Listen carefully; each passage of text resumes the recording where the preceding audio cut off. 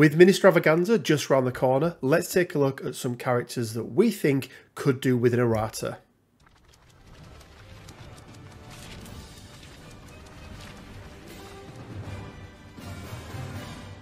Hey guys, Rich from Rich Mid Gaming. Hope everyone is doing fantastically well. And yes, we do have MiniStravaganza just around the corner. Unfortunately, I am going to be on holiday, or not unfortunately, it's my first holiday for 3 or 4 years, I think it is. So we thought it'd be a cool idea to take a look at one of the potential things that could happen in MiniStravaganza, which is some more Erratas. Now, whether or not it's going to happen is still a little bit up for debate. It may be too close to what they've done previously, but that doesn't mean there aren't some characters still out there that could do with some changes. So joining me once again, or as usual with these videos, is Mr. Quinn Duggan. Quinn, how are you doing? I'm doing all right. I don't know why we still have this sort of joining me as you. I'm always here. Like you are always here. Yeah. So Erratas. Even in the videos where you think I'm not, he's still watching. There's actually a really tiny picture of me in the background, and you need to go back and watch through all of them. And if you can find every single one of them and give me a timestamp, you'll win a special prize. Excellent. Good luck. Driving engagement, Rich. Thanks, Quinn. Thanks. So, Quinn, Erratas. I think it's fair to say last year when they announced them, it caught everybody off guard.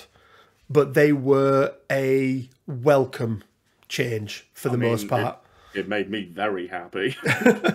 Well, I mean, it made the core box pretty darn good again, didn't it? I mean, the core box has always been good, but all of a sudden having one character in the core box has always been good. This is true. Yeah, this is true. But we've put some rules down, haven't we, in terms of the characters that we can address and throw into the mix for this. So the first one is that we're not going to be looking at anything that's just been released, right? So Nick Fury, for example, or Elektra, or any of the very, very new releases that we haven't had time to really thoroughly play test. We're also not going to look at any characters that have already had an Errata.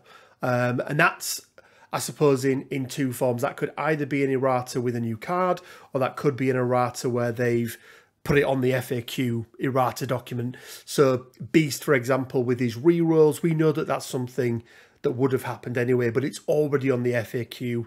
He just doesn't have a new card, does he? And I think Blade's in a similar position. I mean, very irritably for me, only the people that got Erratas have new cards.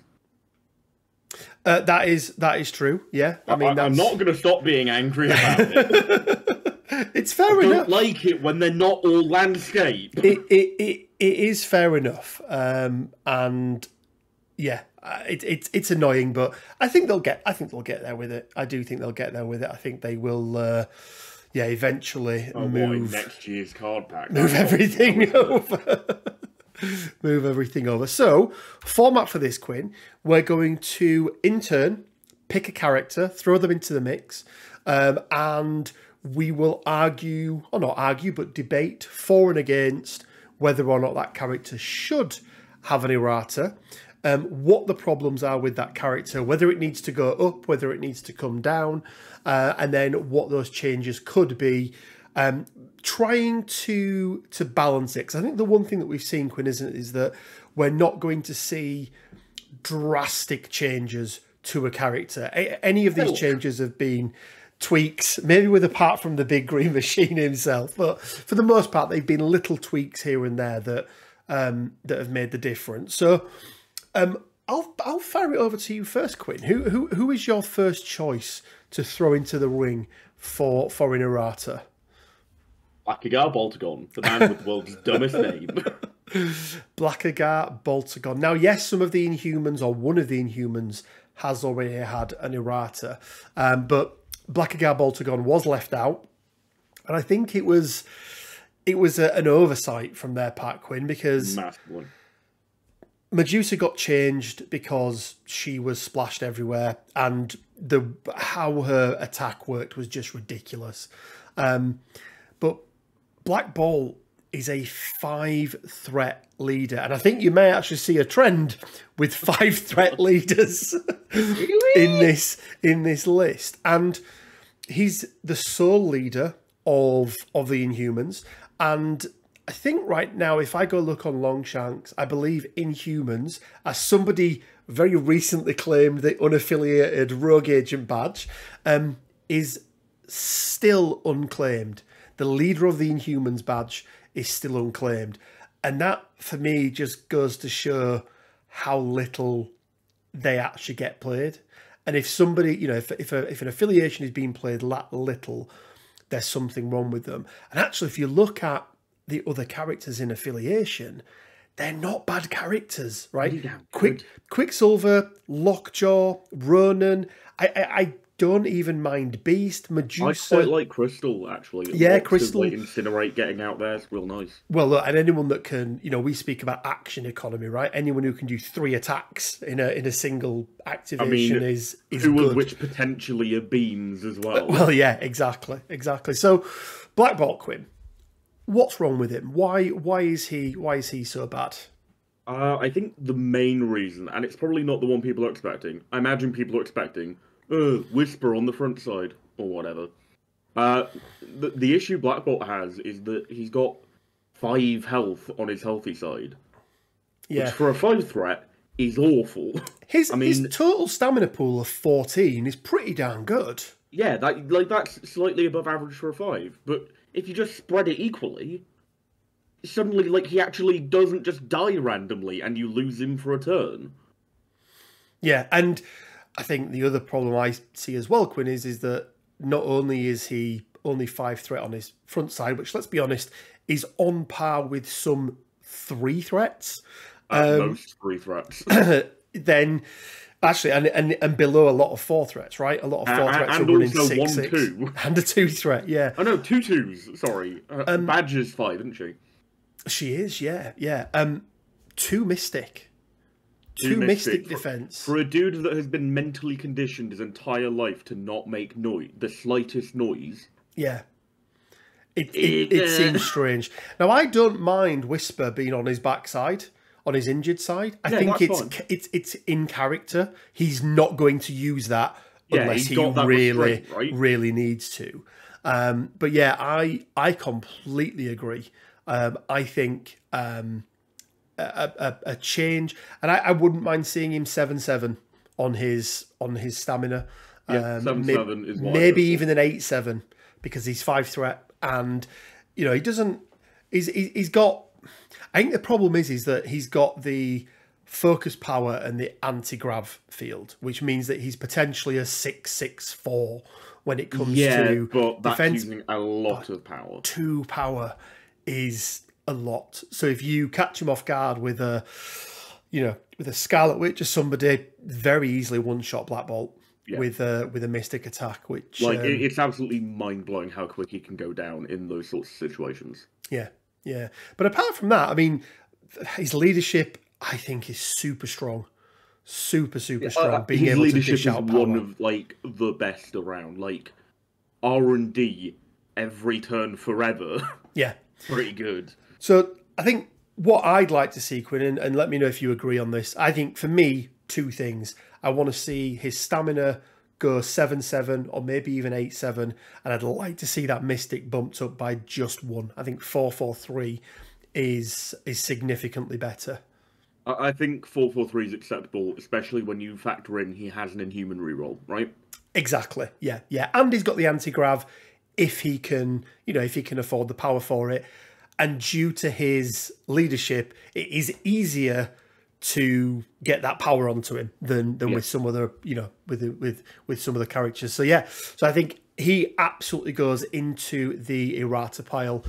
He's one that definitely needs something. And I'd love to play some Inhumans because I really do like the other characters. And if we could just have a little tweak to him, that would be really, really good. So then, Quinn, on to my first choice, and let's stick on the on the theme of 5-threat leaders. Let's get these big boys out of the way for the moment, because there's another 5-threat leader, or at least one 5-threat leader on my list, and I think potentially another one on there as well. And I actually think this guy has far more problems than what Black Bolt does, and that is your boy Nathan Summers, aka Cable. Isn't it Nathaniel Summers? No, he's just Nathan in this. His card's just Nathan. Isn't he named after Sinister though? Who knows? Who knows? Well, I mean, I think he is, but yeah, he's just Nathan in this. Why do I have a problem with Cable? It feels, Quinn, like every other new leadership ability or character that gets released that kind of does what Cable does, but for less threat, just makes him feel really sad. Like, I just think... Considering his gun is about as good as a 2-threat raccoon. Yeah. I mean, and with how good that 2-threat raccoon often rolls, because he's typically running with 2 rerolls on one of his attacks. So, stats-wise, Quinn, I'm okay with it, right? He's a short move, but he does have body slide by 1, and he gains that extra power a turn. So I'm okay with him having a short move on a medium base. I think that's absolutely fine. Yep. 6-7 on his defense. Again, I'm okay with, because he's got telekinetic shield. 3-3-4 across the line with his defenses is again pretty good. So I'm okay with all that side of it. First thing I want to address is Wet Works. Reroll one die in your attack rolls once per turn. And for me, you get rid of the turn and replace it with attack, and that's fine. I think I have no issue with that. I'm just trying to think, like, with the wording on that, would it still work on flurries or not? Yeah.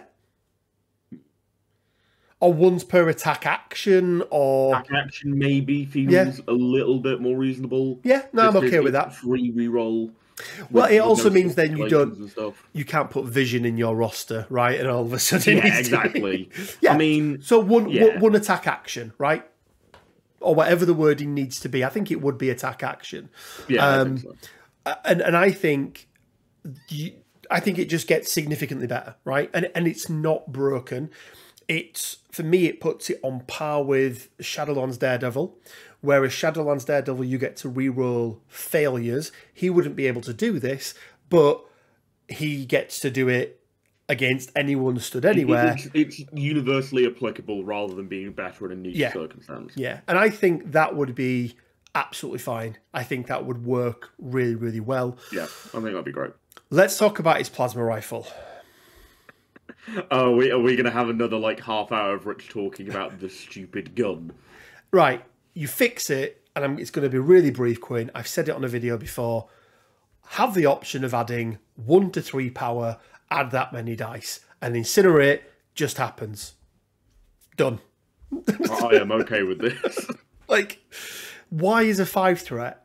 Why does a 5-threat have a builder that is identical to a 2-threat character, with the exception of an incinerate on a wild, which you probably won't roll?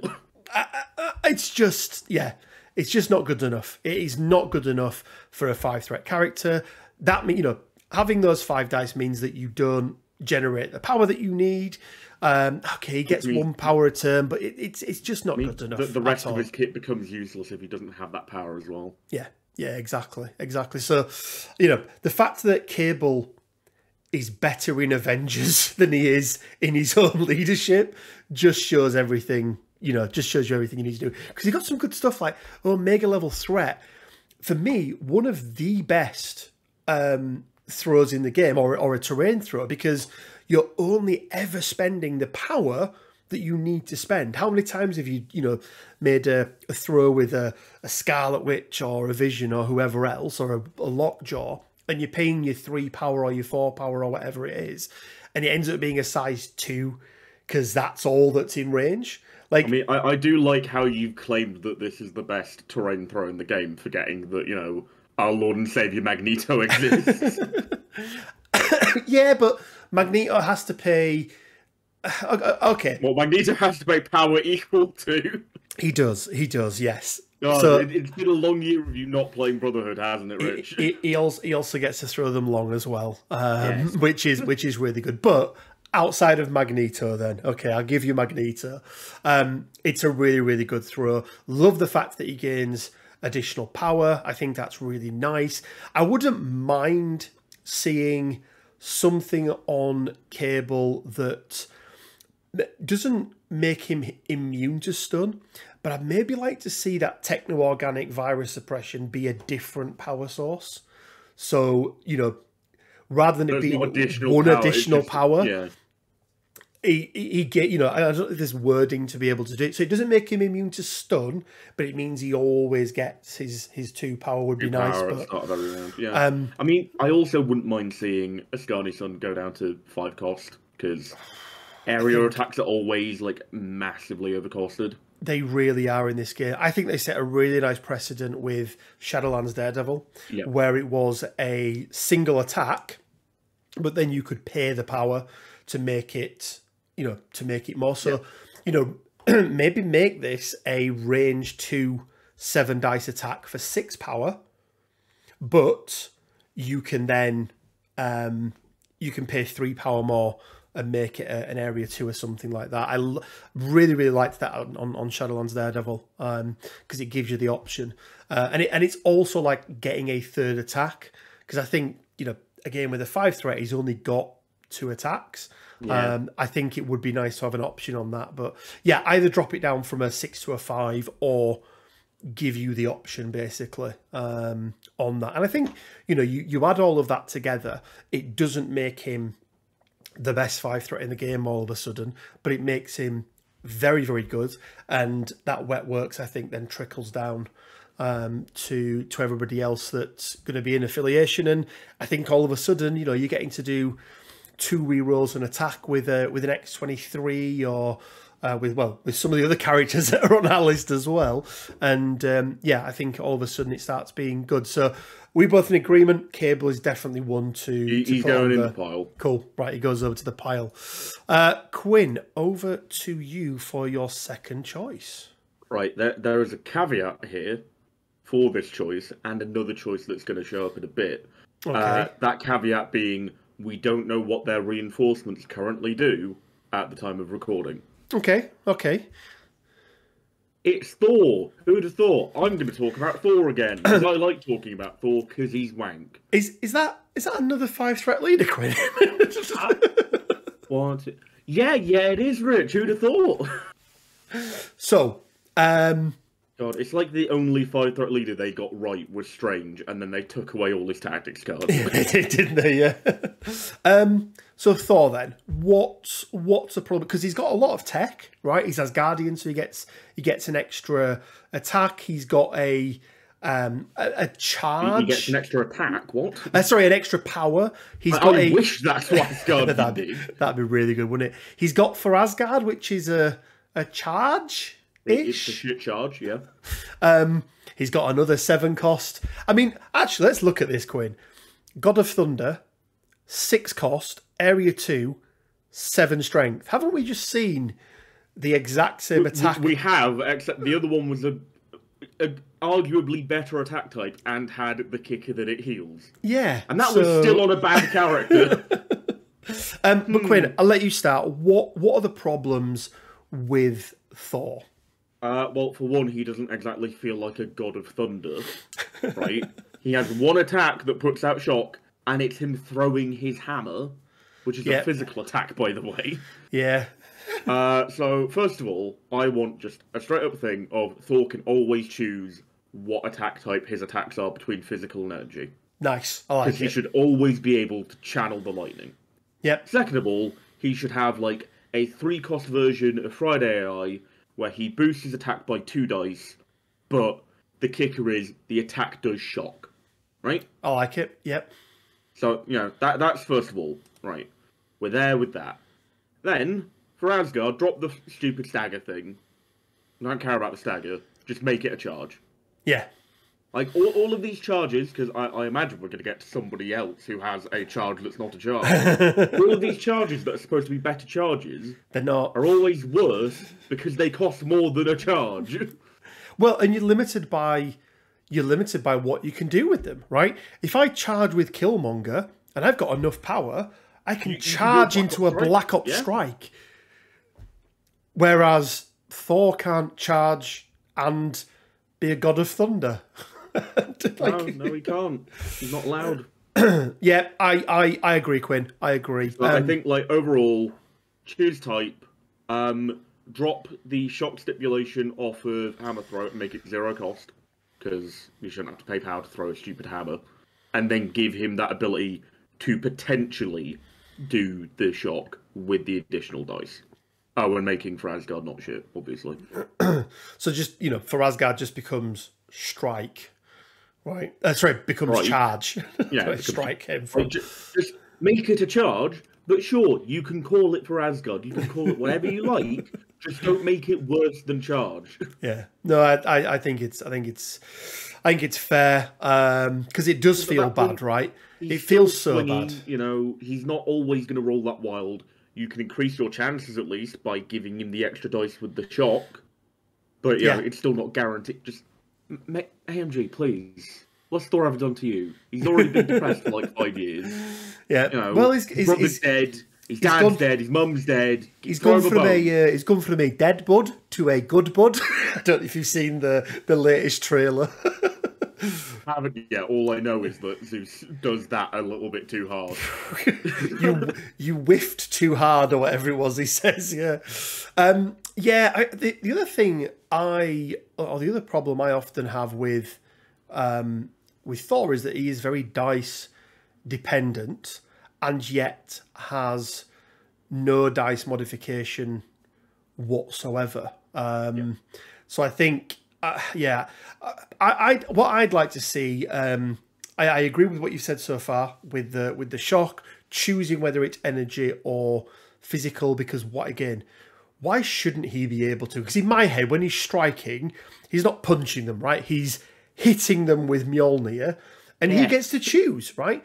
He gets to choose, or maybe that is the kicker: is that to make it energy and to do the shock, you pay the power to get the extra dice, and he's like it empowers. Basically, he's called lightning down onto Mjolnir, and now he's whacking you with it. Yeah, and maybe that's what for Asgard could be. I'd like it to be called like Call Lightning or Channel Lightning, something like that. Just because for Asgard is just a bit generic and shit. Fair enough. I mean, that could go for the name and the actual power itself. Thinking about it, yeah. So I think we both agree he definitely needs to go into the pile. So that is another one in there. I'm just looking down my list here, and I'm going to pick one out that I believe right now is the most overpowered character in the game, and it is probably not the character everyone thinks. Although maybe if you've seen some of my comments on Facebook, but it's Jericho Drum. It's your boy Dr. Voodoo. You look at the top part of his stat cat, right? 224. He's a 6, medium move, medium bait, and you go, well, Rich, where's he good? He's good in so many ways because he's not a 224. He's a 446. For 99% of the game. And then when he does drop down to a 224, even if you daze him, he doesn't go back to a 446, which is one of my biggest problems with him. And that is really around how the spirit of Brother Daniel works. Yep. I had this happen to me in a game last weekend actually, or the last one at Board in Brum, where my Venom had been possessed by Voodoo, and Venom had 3 hammers around him that he obviously couldn't pick up because he was possessed.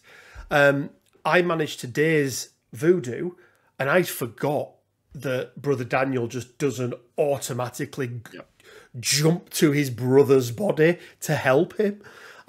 So it stays on Venom, so therefore Venom couldn't pick up any of the tokens, which for me feels far too strong, far too strong. So that's the first thing, Quinn, I would look to change is that how that spirit of Brother Daniel works. I also think that right now I'm not entirely sure he should have the stats that he has when he does have Brother Daniel. 4/4/6 on a 4-threat character is very, very good. And I'm not sure how you can do that. You know, maybe you reduce it from 2 down to 1 with a reroll. So you go to 3/3/5 with a reroll when you've got Brother Daniel on you, which and isn't. I offer you a counter trade. Oh, I will take a counter trade, absolutely. Keep his stats as they are, but remove his additional power for rolling skulls, therefore massively hampering his power economy. I don't mind that at all. Yeah, I don't mind that at all. Because then all of a sudden he can't do all of the things that he does. He can do some of the things. Some of the things. He can't do all of the things it means all that of he's the very time. likely to be able to possess someone round 1, which I think is a massive problem with Voodoo. It really... Well... Or at least it was back when I played him in Suns. No, I think it really is. Being able to walk up... And again, remember, it doesn't cost an action. But being able to walk up and just making a character not only drop everything they are holding, but not be able to contest the token they're stood next to. Round 1 is really bad. Or can feel really bad. And, you know, less so on a... You know, if you manage to get it off on a 2-threat character, right? That's okay. 3-threat character, that's okay. But when you can walk up to a 4-threat, sometimes a 5-threat character because of the way Spirit Venom works, because of the way that Spirit of Brother Daniel works with the power, he can be up to 4, 5, sometimes 6 power at the end of round 1, depending on, you know, which affiliation he's in. Which affiliation he's in, what sort of, like, game plan is that, whether your opponent's being aggressive. There are so many factors, and also just, even when it's just a 3-threat has gone and picked up a wide hammer across from Voodoo, and he walks up, Spirit Venoms them, does 1 damage, and gets the skull.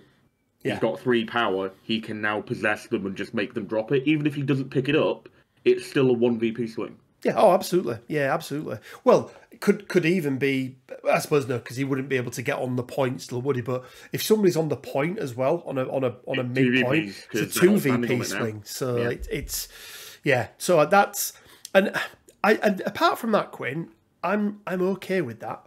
Like I think I want to see Brother Daniel go back.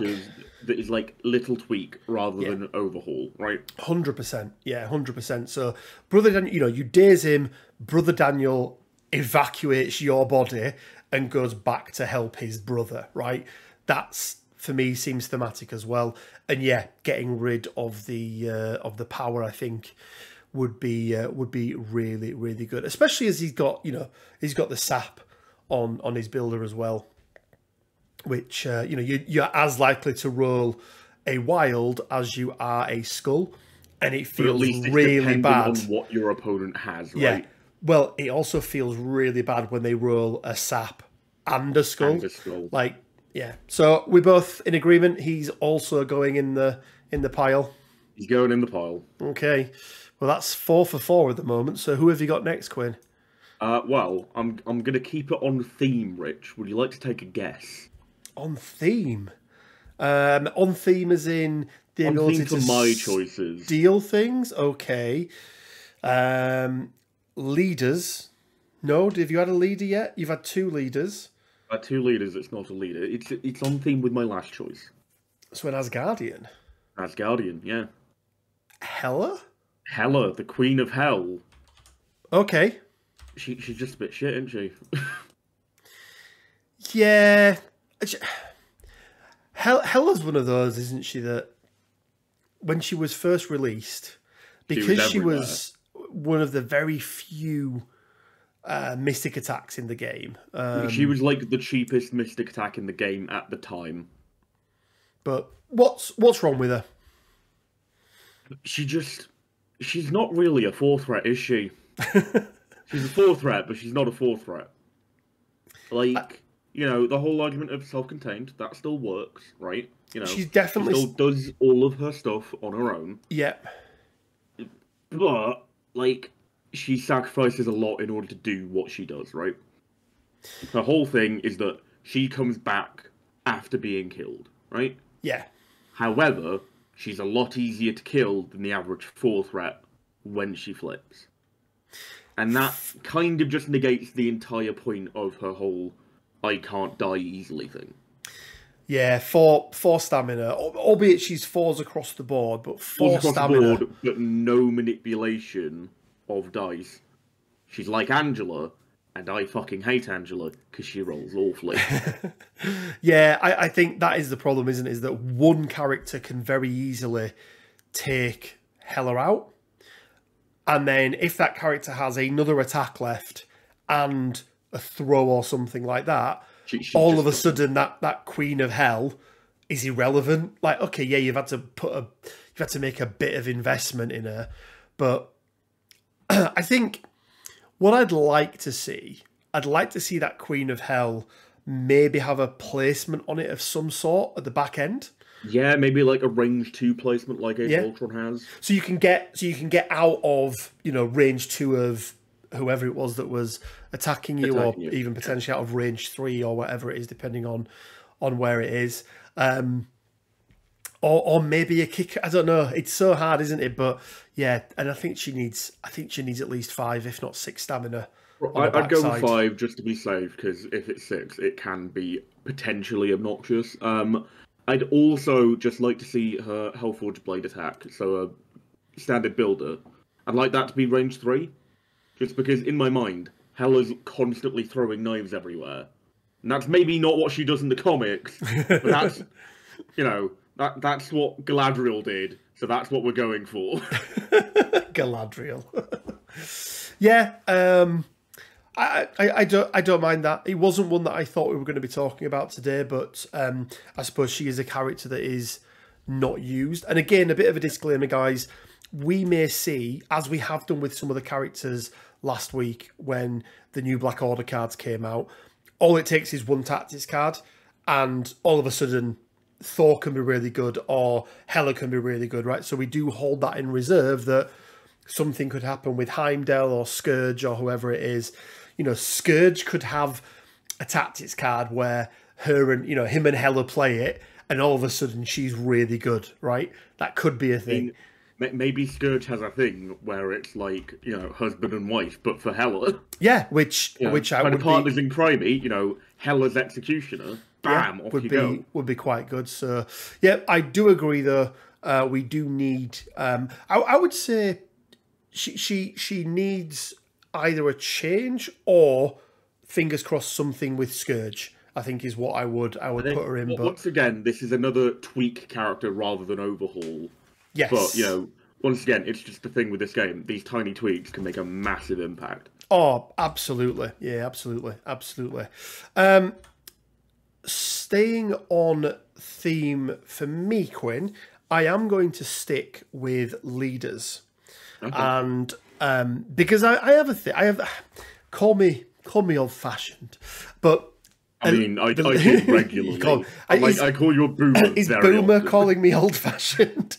But I think a leader of an affiliation, especially when they are a single leader affiliation, they should be the linchpin that makes everything else make sense in that affiliation.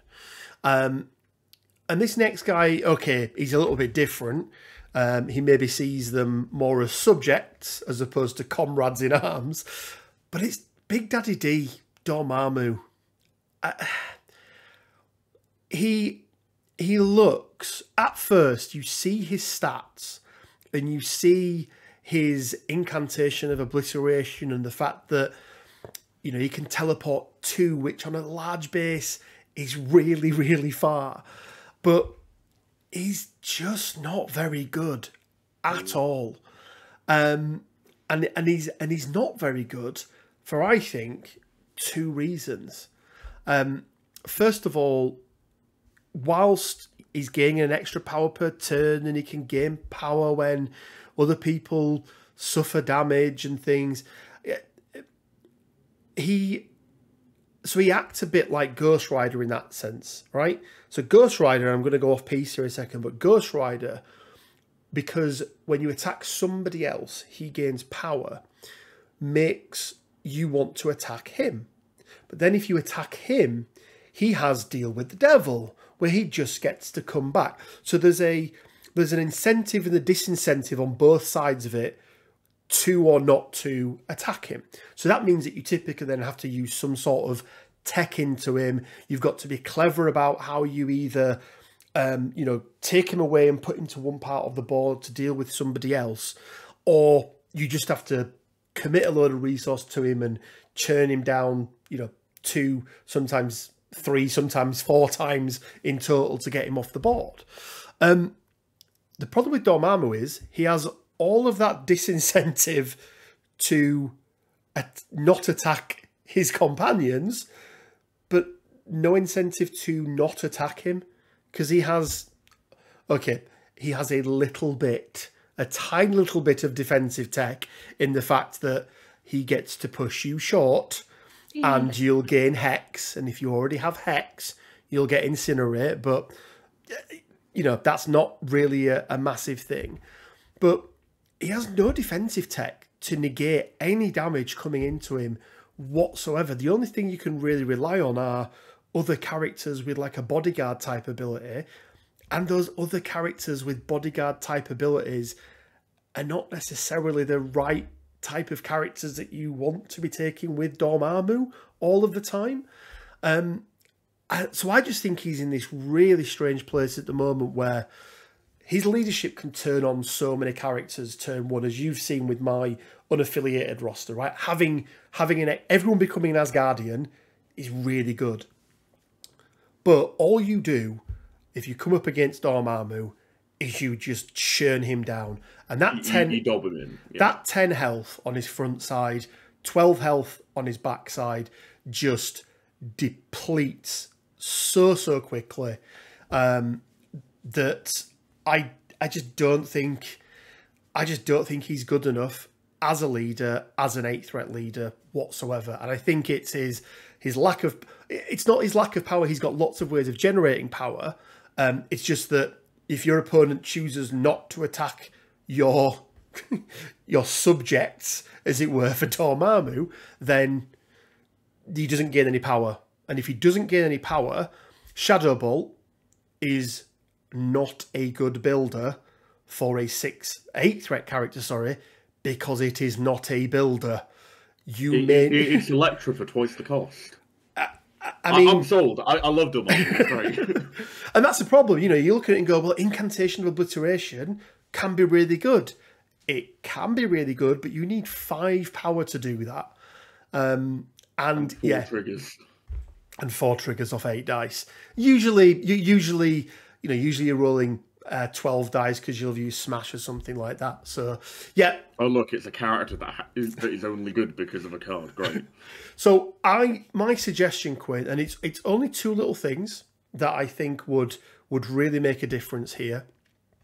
First of all, I think that Shadow Ball should give him a flat power, and then on a wild, give him a sap as well. So for each for each wild, it saps the power.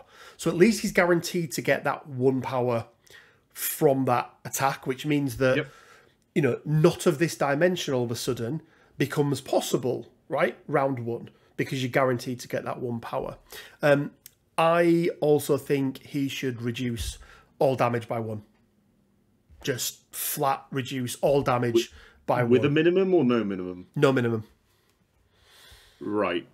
Once again, I'm going to offer you a trade. Okay. Because today I am the deal broker. I'm like the banker from Deal or No Deal. Right, so you've answered the phone. Banker or... Both are applicable. No, I'm not Noel Edmonds, so I can't be the wanker from Deal or No Deal. Fair enough. Fair enough. So the trade I'm going to give you is instead of the reduction, he counts enemy skulls on defense as well. I would be okay with that. Yeah. Yeah. I feel like that's a bigger disincentive than actually just reducing by one, because you know it's an unknown quantity. Well, yeah, it's and that kind of feels thematic as well, right? Like it's a bit of chaos, right? It's it's a bit of craziness going on. So Cathon, calm down. No, but it does feel very dark dimension, doesn't it? Like I would be okay with that. So what we're saying is that he doesn't. So he doesn't count his own failures. I'd let him count his own as well. I think I'd just take off the. Yeah, I think I'd just take off the stipulation of when attacking and just rather when attacking and defending. Okay. Like, so when attacking or defending and calculating successes or failure of this character's things, it just counts skulls. Attack and defense rolls. And then that suddenly makes, potentially you turn him down to a 4/4/4 then. That's fine. But just those defense stats become a lot harder to work out, right? Oh, absolutely. Which I think in and of itself is confusing maths is a great deterrent for attacking a character. Yeah. Yeah, I'd be absolutely fine with that. Yeah, I think that would. Yeah, because if he gets them when he's attacking, why not? If he has control, because that's what it's saying, right? Is that he has control over his enemy's failures. So why does that only apply? The realm of darkness. Yeah. Why does that only apply when he is attacking? Why is he only the master when he's attacking? What? Yeah. No, I like that. But so again, we are in agreement that he definitely needs changing, and so I do like that. So what we're saying, guys, is flat 1 power on Shadow Bolt, and it's failures in both yours and your opponent's rolls, attack and defense. So yeah, I like that. I do like that with the potential reduction on defense dice, depending on whether the maths demands it or not. I think he would probably have to go down to a 4/4/4 if that was the case. But yeah, no, I do like that. I do like that a lot. Quinn, on to your next one then. To keep it on theme with leaders. Okay. It's Herr Skull. Oh. Johann Schmidt. Okay. Yeah. Again, not one that I was expecting. Like throwing curveballs out. Like as I said earlier in the weekly painting competition, I'm an agent of chaos. So why does he need a change? What's wrong with him? Considering Cabal are one of the most expansive factions in the game, they're a bit shit, aren't they? And it's not because of the characters that are in there, it's because of the characters that are leading them. So I put Red Skull in a category of a bit like Old Steve, where he's got a really good, not the best, right? Because these are core set characters, right? Things have advanced, but so not the best, but a very good, solid leadership ability that feels very Cabalish, right? Yeah. Do things and do bad things, get rewarded for them. But I've been playing a little bit of Red Skull lately because I have been tinkering. I mean, I have been losing as well, which is worth pointing out. You've been playing Red Skull, and you definitely would have been better off playing unaffiliated. So, what are the problems then, Quinn? Right. So, I mean, the main problems are that for a 4 threat, he doesn't pull his weight. It's very much like Old Steve, where he just sort of stands there and goes, "I have a great leadership, but you're stuck with me." Which isn't what you want your leader to be, right? You don't want your leader to be just sat there cheerleading the rest of your team. That's fair enough, yeah. You want them to be in there, you want them to be doing stuff, I mean, Red Skull has some good stuff on his kit. He has, 2 size anything displacements. Those are really good. Yeah. However... one of them being a throw, right? Which is... Yeah.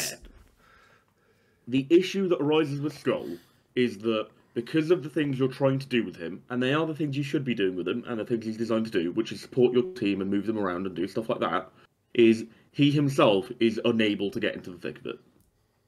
Yeah. Now, the way I would change this up is, first of all, I'm going to make Cosmic Blast cost nothing. Completely agree, yeah. Because why would he have to spend a power for that? It's just a bit dumb. Yeah. Second of all, now this one is a little bit spicy. Right. Cosmic Cube, the action to gain power, yeah? Yeah. Reduce the amount of power it gets to 2. Okay. No longer an action. So the only downside is the damage that you take. Yes. Like, maybe because of balancing, maybe you roll 4 dice, but instead it's skulls and shields or whatever, and you take damage. But just something like that to mean that his action economy turn 1 is always wasted on going gain power, move a person, move once, right? He kind of does Lockjaw things less efficiently than Lockjaw does because he can potentially take damage and he's a threat more. Yeah, I mean, he is a threat more, yes. Obviously, Lockjaw's teleport is an action, which is slightly different, but I get where you're coming from, right? Yeah, he doesn't... And the reason I think you have to reduce the power gain is because of Unleash the Cube. Because if you keep it at 3, it means he can do that move, Unleash the Cube round 1, which is a bit strong. So I think you reduce it down to 2, and he just goes, I do the thing, I teleport you range 2, and I move twice, or I move once, and I do the Cosmic Blast on someone, right? It lets him do stuff, right out of the gate. And it lets him be a threat from range, in a sense, which he does have that capability at the moment, but when he's only really ever doing one action from that range, it's less of a threat, right? Yeah. No, I like it. It doesn't lead to any weird extract shenanigans as well, where he can be teleport myself forward, then move, then pick up a thing, then walk away, because he doesn't have the power for it. No. If he uses the ability, he has exactly enough power for the teleport. He doesn't have an additional one to do anything else with, which I think probably makes him just fine. Just fine. Yeah, because it makes him feel like less of a dead weight, right? Yeah, because what we're not looking to do is turn these characters into the best characters in the game. Oh, no, right? I don't want Red Skull to be the most powerful thing in the game. Yeah. He's a Nazi. I mean, I'm only throwing him a bone because Kabbalah sad. But it's 2 tiny changes, and I think they make him feel like a more complete, self-sufficient character, as we like to, as the phrase we like to coin on this channel. Yeah, but I do agree though. I do agree because I keep saying it, but a 4-threat character should be self-sufficient. I think it can be slightly different with a leader, right? Because they're usually the ones that are giving out, but equally they should be able to contribute to the overall thing. And you're right. Right now, Red Skull can most definitely not. So I like that idea. I really do like that idea. I've thought for a long time, especially as I say of late, playing with Red Skull and being like, why am I paying a power for Cosmic Blast? Yeah. I mean, I'd go as far to say as give me a power, right? A second builder. I mean that I'd be absolutely fine with it losing the sap and it being a 5 dice gain 1 power. I love double build. You know me. I love double builds on characters. I think they're very, very good. Flexibility a lot. Yeah. But yeah, I agree. I think he can, even though it means that those lovely promo cards that we've got would be useless. I do like like the idea. But they wouldn't be useless because what I do is I put the actual card of the character in the sleeve, then put the errata one on either side of it. Yes. So he's still there in spirit. That is what I do as well. So yeah. Right. Well, you've picked a 4-threat leader. Then I suppose it's only fair that I pick a 4-threat leader. Oh. And Jane! Just Scott Summers. Cool. So he goes in the pile. Next. Yeah. Right. Let's talk about. We both have a lot of suggestions for how to fix Scott. Well, so I'm going to go through the positives, right? First of all, Optic Blast, right? I like it, right? Range 4 attack. Like it. range 4 attack, energy, it could be, I mean, technically it should be physical because it's kinetic, which is physical energy, but... I don't think we're ever going to win that battle, I know, even though I do completely agree with you. I know. However, the change I would like to see on that is push any size. Yes, yeah, I do think he should be able to push any size. If Iron Man can... push his sentinels around. Yeah, if Iron Man can, he should be able to as well. Oh, and like in the same vein as Iron Man, make it mandatory. Yeah. Yeah, because... I feel like that's fair. Yeah, he a lot of it is him not having control over it, isn't it? Like, so... It's not he's not dialing it in perfectly. That's why he just yeets everything everywhere. Yeah. But I want to address the biggest problem with Scott Summers, because Optic Blast, is okay. Optic Devastation, right? Even has a terrible wild trigger, yeah. I mean, the wild is horrible, but even forgetting the wild, right? 7 strength, beam 5 on the right setup and everything like that. Especially if you've used an Optic Blast beforehand and you push somebody in, got somebody in line and things. For 4 power, no issue with that whatsoever. My biggest problem with him, X-Men Blue, his leadership ability is utterly, I'm going to say the words, useless. It is utterly useless. Why is it useless? Well, I'm going to tell you why. Oh, here we go. It's a rich rant. Right, hang on. Oh, he's adjusted the chair. Settle myself in. The range limitation on it, first of all, means that it's so prohibitive that it's just far too prohibitive. Secondly, your action economy is a really big thing. And what you often find in this game, and I'm sure you'll agree, generally, and it's not always true, but generally, builders are better than spenders, and then using that power to play superpowers is generally a better thing. It's not always true. There are some amazing spenders on some characters, but for the most part, big spenders are not worth the power economy when you take into account the superpowers that you could have. So you're taking power off other people who could be using that power for superpowers to give it to a character that has to be within range 1 or range 3, sorry, to use a spender that probably isn't as good as the superpowers that they have. It's convoluted. It's just not good in the slightest way whatsoever. I think... Tell us how you really feel, Rich. No, I think a really good way of doing this is taking away the fact that it is spender attacks, removing the range, and basically superpowers. But limiting. Maybe it's like a maximum of 2 people can do it, and you can only be affected by it once per turn or per round or whatever restrictions you want to put on it. But superpowers are good, spenders are generally not. So a one that lets you boost or reduce the cost of spenders is generally not good. That's my thoughts anyway. Can you hear that, Rich? What's that? Ring, ring, ring, ring. It's the deal broker. Go on, what's your deal?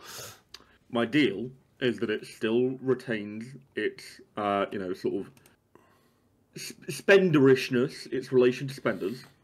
However, instead of it being a way to discount spenders and spend power off of other people, it turns spenders into pseudo builders. Okay. Because you said you like builder attacks more than spender attacks, right? Well, what if you could have both? Generally, they are better, right? As the power you get from them is usually better than... because you can do more things with it. So the offer I give you is that, effectively, you gain power equal to damage dealt for spenders, unless the attack targets multiple characters, in which case it's a flat 1 power gain. I mean, that seems very good. Yeah. It seems very, very good, actually. Yeah. So I don't know. Yeah, I mean, it's interesting, to say the least. It's interesting. It's probably massively overpowered, but that's I mean, what Fans is offering it you. feels very overpowered. There may need to be some other stipulations. Maybe it's just flat 1 power gain, or maybe it's like flat 2 power gain. If it's single target, flat 1 power gain. If it's multiple. Well, that's so right now, that already exists. Oh, because you don't have to do damage, is what you're saying. No. Okay, so it's the same as Red Skulls. It's like a reverse discount. You get paid back afterwards. So you still have to get to the point where you can do those spenders, but once you do, you start like reaping like rewards back from it, making Scott more of a late game piece. Okay. Yeah, I mean, there's potential there. It'd be interesting. It needs something. That's all I know, Quinn. Leave us comments down in the comment section below. What do you think it could be? But it absolutely needs something, because right now, I mean, you could just get rid of the range, and at least it'd be like, at least you could do something with it. You know. I mean, maybe if you got rid of the range and just had a kicker of pick an X-Men character, it gains 1 additional power in the power phase this round. Just some way to get more power on characters so you can actually do a thing. You desperately need that. Yeah, desperately that, need and it. also quick draw needs to be fast draw. Make him shoot people back. Yeah, absolutely. Yeah, absolutely. Because right now it is, it's like martial arts, isn't it? But it's a reverse ranged martial prowess. Yeah, sorry, martial prowess. Sorry, yeah. Which just doesn't feel very good at all. Cool. So I mean, we're both in agreement. He's going in there. Who is your next one? Going in Quinn? the pile. We'll do one more each. What, one more? Oh, now I have to choose whether to pick the one that's going to cause a massive argument, or the one that, or the other ones where we're just going to be like, yeah, they're shit. It's down to you. Sorry, before we pick the last ones, Black Cat automatically goes in because her steel needs to change. That's just, yeah. She's in there, so we're not going to be covering off Black Cat. So you get one more each, Quinn. Time to start a fight, Rich. Time to start a fight. Oh dear, I already know who you. Are you sticking with? Are you sticking with leaders? Yeah, it's Thanos, the Mad Titan. Okay. What's wrong with Thanos? He's a bit good, isn't he? But he's 8th threat. I know he's 6th threat. He's not very good. At 6th threat, he's the worst 6th threat in the game. He's a shit 6th threat. He really is. He's by far and away the best 8th threat. We've just gone through who he's competing with. It's either himself with different variations of gems, or Dormammu. Okay, so when we're talking about Thanos, Quinn, I just want to clarify, we are generally, for the most part, talking about Thanos out of affiliation with the reality and the space gem. Is that what we're saying? So I think we're going to talk about 2 Thanoses. Thanos. It's funny because it sounds like bubble. So we're either talking about space reality Thanos outside of affiliation, or we're talking about space mind Thanos in affiliation, right? Okay. Now, the issues I have with Thanos is that he's a bit space reality Thanos is a bit too easy to include in other places, right? That's the only problem I've really got with him. He's just a bit too easy to splash in those wider teams, because there is no longer the opportunity cost that he used to bring along with him.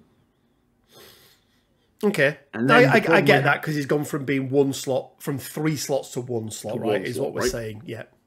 And then the other issue I have is him in Black Order with Mind and Space being far too good at tracked beaming characters turn 1. So My issue is, Quinn, because it's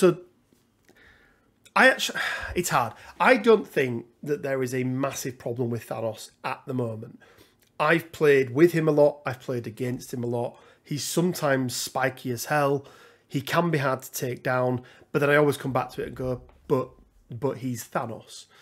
My biggest problem with Thanos right now is that at 6th threat, he is terrible. At 8th threat, he is pushing in the top. You know, he's up there with being maybe in the top 5 characters in the game in terms of how good they are for their threat level. And there's no in between. There's absolutely no in between. May appease you. Okay. Right. Number 1, he's becoming a slow move because have you ever seen Thanos run anywhere? He will do it himself, but He'll do it in his own fucking time. He'll do it in his own time. Yeah.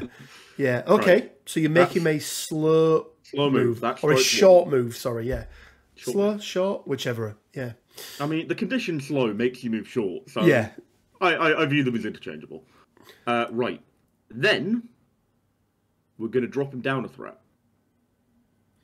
He's a 5 threat now. Because I think Gemless Thanos isn't as good as Magneto at fighting. Oh. I don't think he's as impressive. Thanos typically, like, his big thing is the resources he has, right? He's either got the gems with him, or he's got an entire fucking army plus the Black Order. Okay. Right? Thanos on his own, he can punch real good, and I still think, you know, that strike with the any size throw still, you know, represents that fairly faithfully, right? Okay. Then, I'm going to strip a little bit of health off him. Just one on either side. Okay, so he goes from an 8-9 to a 7-8. 7-8, right? Feel like that's slightly more befitting of a 5 threat. You know, he's a very tanky 5 threat. Like, he's the tankiest 5 threat out there. But he's slow, right? You know, he's sort of trundling along. He's doing his thing. So, then, Splash Thanos becomes a 7 threat, but he's slow. And easier to kill because he has less health. Which means that he has a significantly reduced reach turn 1 to go and pull people in, whilst still providing the control that he normally does with his Cosmic Portal. So, I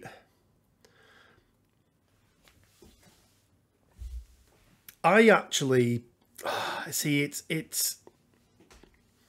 I don't want to see Thanos dropping down a threat level. In my head, Thanos, even without the gems, can go toe-to-toe with some of the big boys in the Marvel comics, cinematic universe, whatever you want to call it. He can go toe-to-toe with a lot of big guys. You know, we have to remember that he is an Eternal, ultimately, right? He's like a weird, like, mutant, deviant off it, but he's still an Eternal. So he is still a being of immeasurable power, right? Irrespective. I don't mind him being moved to a slow. I think that's okay.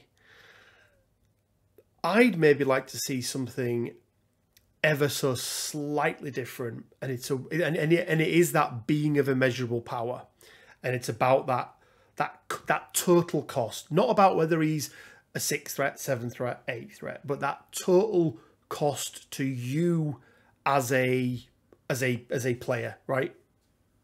That he is. So I would like to see it done in something that is like this, and this is kind of just thinking off the cuff here. So as a 6 threat, we give him something, because right now as a 6 threat, he's not quite there. So he's the worst 6 threat in the game, which is why my thought was, why do we not just make him not a 6 threat? So here we go. Okay, so he gets a new tactics card, right? Okay. That tactics card lets you add a single gem to the tactics card. Okay. And but that gem has to be one of your characters. So we don't change the gem rules for everybody. Just for Thanos. Just one for this gem. one tactics card, right? And within his 6th threat, he can choose to bring this tactics card with the gem. So we're increasing the overall cost. So he always to the shows player. up with a gem, is what He you're always saying. shows up with a gem, okay? But he stays at 6th threat. And then he can add a second gem. And that's the gem that he gets to use for free, right? That tactics card lets him do that gem stuff for free. He can add a second one, but he pays the power for it, should he wish. Now, if you're clever enough, you make the second one your reality. Yeah. So therefore, but it does stop the Black Order tractor beam thing, right? Because he doesn't get 2 for free. It means that at 6th threat, he can still take a gem, but what you're paying is you're paying an extra tactics card slot and you're paying an extra character slot. So all of a sudden, Thanos goes from taking 1 slot up in your roster to 3 slots in total. So it's less easy because right now, because he's 2 character, 1 tactic, yeah. And then that's the 1 card he can use for free. And then his second gem, you can take, you attach it to him in the way that you do normally, right? So that's fine, but he has to pay for that one. He doesn't get, it's the tactics card that gives him the free thing. So you can then choose, right? Do you want to take him as 6th threat with a gem, or you can take him as 6th threat without a gem if you want, and you're going to free up a character slot. You're going to free up a tactics card slot. And I mean, you could even go 1 step further and say that is a restricted card. Ooh. So you now have to choose, do you want your Thanos? Because you could still put Thanos on your list with 1 gem attached to him, and it would be 7th threat, right? And nothing changes there. But if you want to unlock his full potential, you can't have brace and field dressing. You're going to have to choose. And we call it like Hunt for the Infinity Gems or something like that. Whatever it is. It represents the fact that he's going across the universe trying to find these gems. Whatever it is. So I've gone from saying I don't think he needs any changes to there we go. That would be my idea around it. I like a lot of the constituent parts of that, making his additional gem, so his second gem or whatever, take up a slot. And sort of in a similar vein, maybe you make being of immeasurable power be that he gets to use the first gem each round for free. Yeah, maybe he can choose. He gets to choose which gem he wants to use. That reduces the efficacy of Black Order Thanos, because he can't do space and mind. So you're not getting to do the classic thing of pull someone in and get to punch them, right? Yeah. You have to do that double move. I like it. I like it a lot. I like the things we've said. I like Thanos just not being as much of a dick to me when you're playing Black Order. I think if I did have a problem with Thanos, is that I think he is seen a lot. Like, he is seen. I think the fact that he is no longer as great an opportunity cost as he once was has massively increased the amount you see him. Yeah. And do you think with the restrictions I put in there, should he still be slow? Because he's still getting a gem for free, potentially, at the cost of a tactics card and a character slot, but... Is he still paying the threat for this gem or not? No, the 6 is included with it. In that case, 100% a slot. Okay, well, there we go then. Because effectively, he has the space gem stapled onto him, and he just shimmies about, and it kind of... It gives him 3 slow moves rather than 2 medium moves and a range 2 place, right? Yeah. In effect. There we go. No, I'm okay with that. I'm okay with with that. But yeah, there we go, guys. I think I went into this, Quinn, thinking me and you were going to argue about Thanos. And actually, I think... And we'll probably leave that there, because the video is getting on to just over an hour now as well. So I think we will leave it there. But just as a tidbit, Wolverine, fucking do something with him. I mean, my other two were there and Punisher. But yeah, I actually quite like what we did with Thanos there, Quinn. I think that would work quite well. But as always, guys, let us know down in the comment section below.